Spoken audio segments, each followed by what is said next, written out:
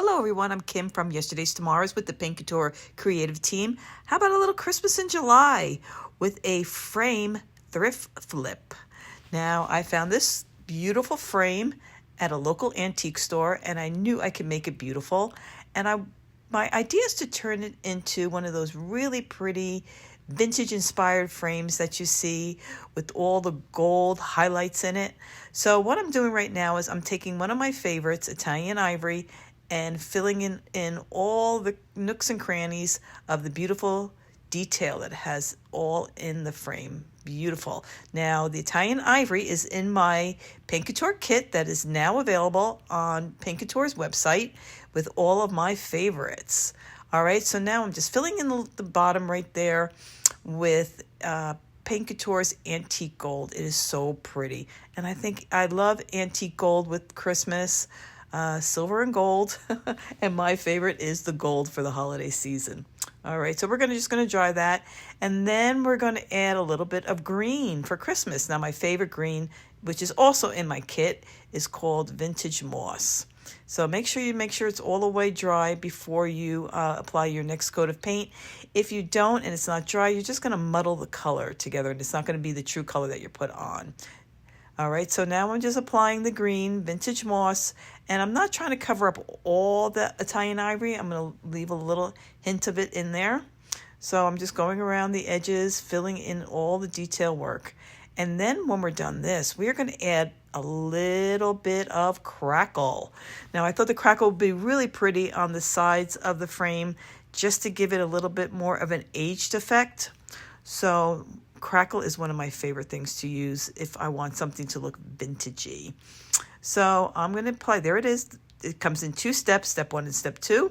And I'm applying step 1. Now remember, the thicker the coat of step 1, the bigger the cracks. The thinner the coat, the smaller the crackling will be. Now I want smaller crackle because I want this to look like the wood just got all crackled from being aged. So we're drying that, and then I'll put step 2 on. And then after that, we will fill in the cracks with another one of my favorites that's in my kit, Dyke Glaze. So this is step 2 that you apply. As soon as your step 1 starts to feel tacky to the touch, then you can apply step 2. So here's step 2 that I'm applying right now. And then what you need to do is you can let it dry alone, or I like just to take my heating tool and get the crackling get it done faster by using my little heating tool. So now I'm going to let that dry a little bit, and then we're going to add my Dyke Glaze to this.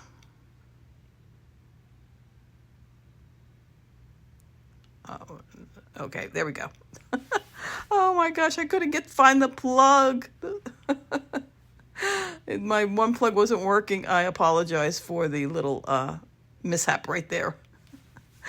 Oh, live video, guys, live video. All right, so now I'm drying it just like so, and then we're going to be getting the Dyke Glaze going. All right, there it is, Dyke Glaze. So now I like to put it on with a brush, and especially for the nooks and crannies, I like to get in the nooks and crannies, I like to do a swirling motion, and that'll really get it in there. Then you want to take your paper towel. Now, I like to use a paper towel. I do not like to really wipe it with a baby wipe right away because then I'm wiping it out of the nooks and crannies. I use the baby wipe when I'm doing like the detailing, on the edges of it. If I put a little bit too much on there, then I take the baby wipe and wipe it back. But I usually like to use a paper towel to wipe it back so it stays in all the beautiful crackling that's going in there. Isn't that really pretty? Now it's really looking like one of those antique frames that you see in a beautiful old home or something like that. Doesn't that what it reminds you of? It does to me. All right, and then after I do that, I'm going to take some more of the antique gold, and I'm just going to put it around the edges. And I'm going to highlight the top parts of the corners of the frame. They have such beautiful detailing on them, and I really want to highlight it. So I'm taking the same antique gold that I put around the inside of the frame, and I'm just going around the edges of it and just going to bring out the detailing of the beautiful molding that's on the corners. So make sure before you put the gold on, though, that your Van Dyke glaze is dry, because it'll do the same thing. You'll get like this muddling effect, and you don't want that. You want the gold to stand out. So now I'm just going to put the gold around the edges, and then I'm going to also add a little bit more. There we go. See, a little bit more. I was just going to put it around the edges, but I don't know. It's looking really pretty with a little bit more gold. So that's what I'm going to be doing. Your projects speak to you as you're doing it. For me, it does anyway. Sometimes you think you're just going to put a little and then you need more. All right. So now I am decoupaging the back of the frame, the glass, and I'm using, it's like a ledger sheet. This is a Roycycle Treasures decoupage paper that I'm using. And it has looks like a ledger with some writing on it. And I thought that would be really pretty on the back of this frame, because then on the front of the frame, I'm going to use an IOD transfer Christmas wreath. And I thought that would be really, really pretty. So you put that on, and then you just want to dry the back of the frame. And then, let's see. Well, it needs to dry a little bit. See if you can see it's still wet where you see the wet spots on there. So get it all dry. And then I'm going to be putting the IOD Christmas wreath transfer on there. It's taking a little longer to dry than I thought. All right, so then when I'm done, I'm going to just take they have little pins on the side of it, and that'll close it up and make it stay. That needs a little bit more. Okay, put a little bit more on there. There we go. All right. So now I'm going to put the beautiful wreath transfer on there. Isn't that so pretty? And it looks really pretty over that Roycycle Treasures paper.